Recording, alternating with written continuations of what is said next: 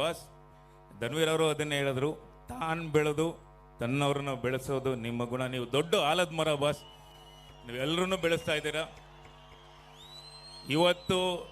ಇವತ್ತು ನಿನ್ನೆ ಅಂತಲ್ಲ, ನನಗೆ ನವಗ್ರಹ ಸಿನಿಮಾ ನಿಮ್ಮ ಪ್ರೊಡಕ್ಷನಲ್ಲಿ ನನಗೆ ಅನ್ನ ಹಾಕಿದ್ರಿ, ನನಗೊಂದು ಒಳ್ಳೆ ಕ್ಯಾರೆಕ್ಟರ್ ಕೊಟ್ರಿ. ನವಗ್ರಹ ಸಿನಿಮಾ ಇವತ್ತಿಗೂ ಎಲ್ಲೇ ಹೋದ್ರು ಆ ಡೈಲಾಗ್ ಕೇಳ್ತಾರೆ, ನವಗ್ರಹ ಅಂತ ಇರ್ತಾರೆ.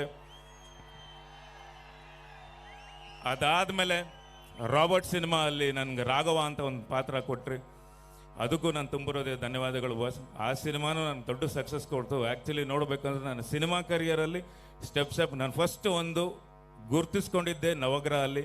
ಅದಾದ್ಮೇಲೆ ಇನ್ನೊಂದು ದೊಡ್ಡ ಸರ್ಕಲ್ ನನಗೆ ರಾಬರ್ಟ್ ಸಿನಿಮಾ ಅಂದ. Thank you so much boss, I love you. ನಿಮ್ಮ ಪ್ರೀತಿ ಇದೇ ಥರ ನಾನು ಸಾಯೋವರೆಗೂ ಇರಲೇಬೇಕು ಅಂತ ನಾನು ಆ ಭಗವಂತನಲ್ಲಿ ಕೇಳ್ಕೊತೀನಿ ಬಾಸ್.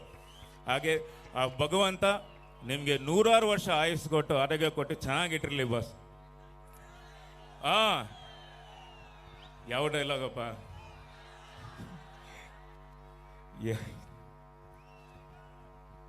ಜಗ್ಗು ಬಸ್ಸು ಹಾರ್ಬರ್ ತಲುಪಲ್ಲ. ಧನ್ಯವಾದಗಳು, ಜೈ ಕರ್ನಾಟಕ. ಧನ್ಯವಾದಗಳು. ಈ ಡೈಲಾಗ್ ಹೇಳಿದ್ವಿ. ಗಾಡಿಲಿ ಕೂತಾಗ ಇಲ್ಲೊಬ್ರು ಮಾತಾಡ್ತಿದ್ರು, ಸರ್ ನಿಜವಾಗ್ಲೂ ಸರ್ ತುಂಬಾ ಒಳ್ಳೆ ಪದ ಹೇಳಿದ್ರಿ. ಉರಿಯೋರು ಉಟ್ಕೊಳ್ಳಿ, ಬೇದವ್ರು ಬಯಸ್ಕೊಳ್ಳಿ, ದರ್ಶನಿ ನಿಂಗೆ ಅಂತ. ಖಂಡಿತ ಸರ್, ಇವತ್ತು ತುಂಬಾ ತಾಳ್ಮೆಯಿಂದ ಇದ್ದೀನಿ. ತಾಳ್ಮೆ ತುಂಬಾ ಕಲಿಸ್ತಾ ಇದೆ. ಯಾರು ಏನೇ ಅನ್ಕೊಂಡ್ರು ಏನೇ ಮಾಡ್ಕೊಂಡ್ರು ಇಲ್ಲಿರೋ ಸೆಲೆಬ್ರಿಟಿಗಳು ಸಾಕು ನಮ್ಗೆ ಸರ್, ಇನ್ ಯಾರು ಬೇಡ ನಮ್ಗೆ ಅಂತ ಹೇಳಕ್ ಇಷ್ಟಪಡ್ತೀನಿ. ತುಂಬಾ ಧನ್ಯವಾದಗಳು. ಇದೇ ತರ ಹರಿಸಿ ಬೆಳೆಸಿ ದರ್ಶನ್ ಅವ್ರನ್ನ ಇನ್ನೂ ಎತ್ತರಕ್ಕೆ ಎತ್ಕೊಂಡು ಹೋಗ್ರಿ. ಅವರು ಹೇಳಲ್ಲ, ಮಾಡಿ ತೋರಿಸ್ತಾರೆ. ದಯವಿಟ್ಟು ರೈತರ ಸಂಘಕ್ಕೆ ಯಾರು ಆಕ್ಚುಲಿ ಕೈ ಕೊಡಕ್ ಹೋಗ್ಬೇಡಿ. ರೈತರ ಸಂಘ ಹಿಡ್ಕೊಳ್ರಿ, ಯಾಕಂದ್ರೆ ನಾವ್ ಯಾಕೆ ಸುಮ್ನೆ ಡೈಲಾಗ್ ಬರೆಯಲ್ಲ.